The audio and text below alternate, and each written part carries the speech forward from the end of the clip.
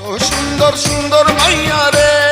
ঢলিউডের জনপ্রিয় অভিনেতা মনোয়ার হোসেন ডিপজলকে নিয়ে নতুন করে বড় ধরনের অভিযোগ তুলেছেন তার দুই বোন। তারা দাবি করেছেন গত 40 বছর ধরে পারিবারিক সম্পত্তির পুরোটাই নিজের দখলে রেখেছেন ডিপজল ও তার দুই ভাই। পাশাপাশি অভিযোগে বলা হয়েছে নিজের বোনদের প্রাপ্য সম্পত্তির ভাগ তারা এখনো দেননি। অনেকবার বসা হয়েছে, উনি শুধু আশ্বাস দিছে দিচ্ছি।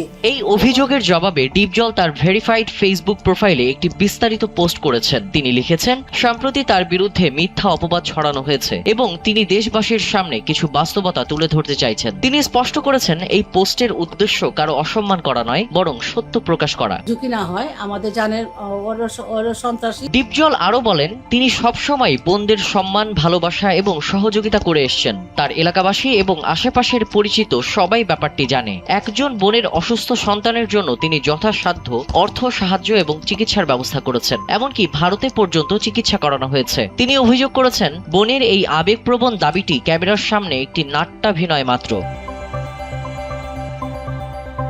তিনি আরো উল্লেখ করেছেন, অন্য এক বোনের সঙ্গে তার 11 বছর ধরে যোগাযোগ নেই এমন অভিযোগও সত্য নয়। বাস্তবে মাত্র 2 মাস আগে তিনি ওই বোন ও তার সন্তানকে উল্লেখযোগ্য পরিমাণ অর্থ সাহায্য করেছেন। তিনি আরো বলেন, সবসময় চেষ্টা করেছেন বোনদের পাশে থাকার এবং যার সবকিছু একেবারে লেখা সম্ভব নয়। আমরা মামলা দায় করেছি, মামলা থেকে আমরা অর্ডারও পেয়েছি। তিনি প্রশ্ন তুলেছেন 35 বছর পর কেন এমন অভিযোগ করা হলো এবং কার প্ররোচনায় এই ঘটনা ঘটেছে। তিনি জানিয়েছেন, সত্যি কোনো দাবি যদি থাকতো তিনি ভালোবাসার সম্পর্ক রক্ষা করে তাদের 2-3 গুণ বেশি অর্থ প্রদান করতেও প্রস্তুত ছিলেন। তিনি আরো উল্লেখ করেছেন, নিজের স্বার্থ অনুযায়ী তিনি কখনোই কাউকে উপেক্ষা করেননি।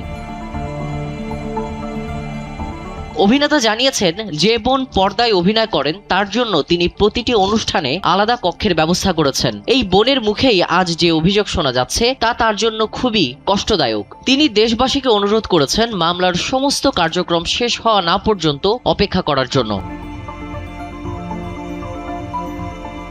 শেষে ডিপজল বোনদের উদ্দেশ্য করে বলেছেন, তিনি অসুস্থ এবং জীবনের শেষ প্রান্তে এসে এই আচরণ তার জন্য কষ্টদায়ক। তিনি বলেছেন, আল্লাহই সমস্ত কিছুর উত্তম বিচারক এবং যদি আদালতে প্রমাণিত হয় তারা মালিক, তবে প্রাপ্য অংশ অবশ্যই তারা পাবেন। আদালতে সত্য প্রকাশ পাবে বলে তিনি আশাবাদ ব্যক্ত করেন।